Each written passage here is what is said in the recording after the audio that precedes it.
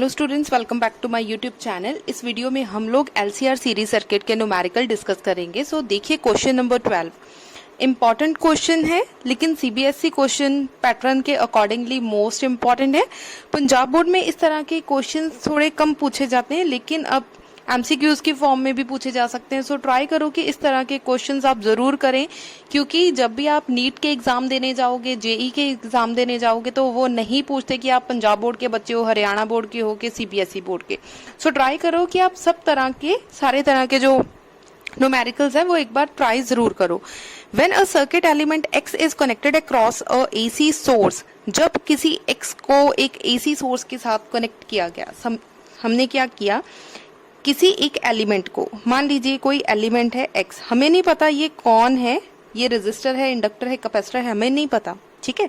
सो X को connect किया गया एक AC सोर्स के साथ। सो ये रहा आपका AC सोर्स, हमने इस तरह से इसको कनेक्ट कर दिया एक AC सोर्स के साथ। अब a current is under root 2 ampere flowing through it. So यहाँ पे जो करंट है that is under root 2 ampere, ठीक है। And this current is in a phase with applied voltage. जो आपकी जितनी आप करंट दोगे उतना ही आपका वोल्टेज है। इसका मतलब V and I are in the same phase. So same phase किस में होता है? R में। इसका मतलब ये कौन है?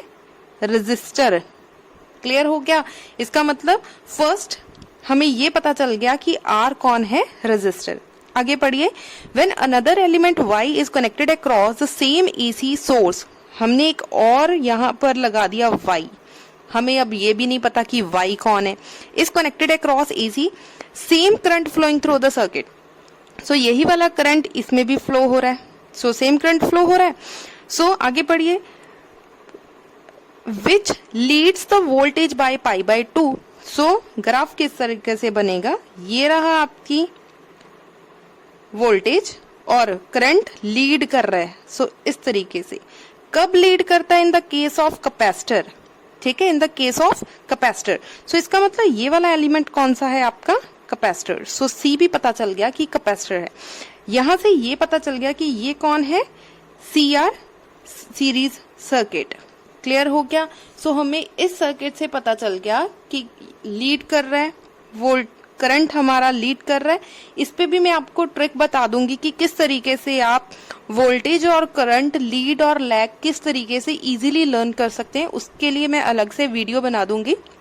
सो अभी के लिए इस ग्राफ की हेल्प से आप लोग देख सकते हैं कि कैपेसिटर जो है वोल्टेज, आपका जो करंट है वोल्टेज पर पाई बाय 2 की फॉर्म में लीड कर रहा है, ठीक है। सो यहाँ से पता चल गया ये कौन है? कैपेसिटर है।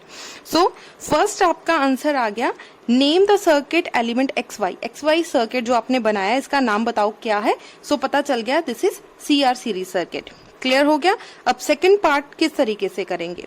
सेकंड उन्होंने बोला है find current that flows in the circuit. अब हमें करंट पता करना है, इसका मतलब we have to find I की वैल्यू हमें पता करनी है। When series combination of X and Y is connected across a same voltage, so I हमें पता करना है, ठीक है। So I किस तरीके से पता कर सकते हैं? So according to Ohm's law, I किसके इक्वल है? V divided by Z, ठीक है। अभी हमें V की वैल्यू और Z की वैल्यू दोनों वैल्यूज नहीं पता। So किसकी हेल्प लेंगे? हमें पता है कि IRMS की वैल्यू किसके इक्वल है? अंडर रूट 2 के, ठीक है। अंडर रूट 2 की value VRMS divided bye R की वैल्यू जो है वो अंडर रूट 2 के इक्वल है। यहां से आप लोग R फाइंड आउट कर सकते हो। R की वैल्यू कितनी आ जाएगी? VRMS divided by under root 2। अगर आप IV लिखना चाहते हो तो IV की फॉर्म में भी आप लोग लिख सकते हैं, ठीक है। देन हमें जरूरत पड़ेगी इम्पिडेंस की। सो कौन सा सीरीज सर्किट है? CR series circuit. So CR series circuit के लिए हम लोग क्या अप्लाई करेंगे? Z is equal to R² plus XC²। चाहे इंडक्टर हो चाहे कैपेसिटर हो, सेंटर में ऑलवेज क्या होता है? C। अब हमें R की वैल्यू नहीं पता। R की वैल्यू किस तरीके से पता कर सकते हैं? R के इसके इक्वल है V divided by under root 2। So किस तरीके से लिख सकते हैं? V divided by under root 2 का होल स्क्वायर। R की वैल्यू आ गई। XC की वैल्यू किस तरीके से लिखेंगे? अगर आप इंडक्टर की बात रेजिस्टर की बात कर रहे हो तो R लिखिए, अगर आप कैपेसिटर की बात कर रहे हो तो XC आ जाएगा, that is VRMS divided by √2। सो चाहे आप V लिखें चाहे RMS लिखें, ठीक है। सो नेक्स्ट स्टेप में मैंने डायरेक्ट V लिख दिया क्योंकि RMS लिखने में थोड़ा सा ऐसे लगता है कि कॉम्प्लिकेटेड हो गया। So V square divided by √, के साथ square cancel, we get 2 divided plus V square divided by 2, ठीक है। अब एलसीएम ले लीजिए, V square plus V square divided by 2, ठीक है। ऊपर आ गया 2 V स्क्वायर डिवाइडेड बाय 2, 2 के साथ 2 कैंसिल, √ के साथ square cancel, so we get V। So Z का आंसर आपका कितना आ गया? V। इतनी बात हो गई क्लियर। अब इस Z को हम लोग इक्वेशन नंबर 1 में पुट करेंगे, ठीक है जी। सो जैसे ही आप इक्वेशन नंबर 1 में पुट करेंगे, we get I is equal to V divided by Z की जगह पर क्या लिखने वाले हैं हम लोग? V। सो V के साथ V cancel, we get 1, only 1। So current के यूनिट्स क्या है? एम्पियर। सो ये रहा आपका फाइनल आंसर। क्लियर हो गया। सो नेक्स्ट थर्ड पार्ट देखिए। थर्ड पार्ट के अकॉर्डिंगली उन्होंने बोला है plot a graph showing variation of not impedance of series combination of x and y's as a function of angular frequency। अब angular frequency हम लोगों ने साथ लेके चलना है। सो हमने एक ग्राफ प्लॉट करना है। सो ग्राफ किस तरीके से प्लॉट करेंगे, ठीक है। सबसे पहले तो जो उन्होंने कंडीशन बोली है वो लिखेंगे। सो थर्ड को किस तरीके से सॉल्व करना है, थर्ड क्वेश्चन सॉल्व करने के लिए आपने सबसे पहले इम्पीडेंस लिखना है। सो इम्पीडेंस का फॉर्मूला क्या है? Z is equal to R square plus XC square, ठीक है। X की वैल्यू, XC की वैल्यू क्या है? 1 डिवाइडेड बाय ओमेगा C का होल स्क्वायर, ठीक है जी। सो इस तरीके से हमने लिख दिया, ये रहा। अब जो उन्होंने कंडीशन बोली है उसके अकॉर्डिंगली हम लोग सॉल्व करना स्टार्ट करेंगे। सो दो तरह से वैल्यू लिख सकते हो, या तो ओमेगा की वैल्यू 0 होगी या फिर ओमेगा की वैल्यू मैक्सिमम होगी। मैक्सिमम कब होगी? जब इन्फिनिटी लेंगे। क्लियर हो गया।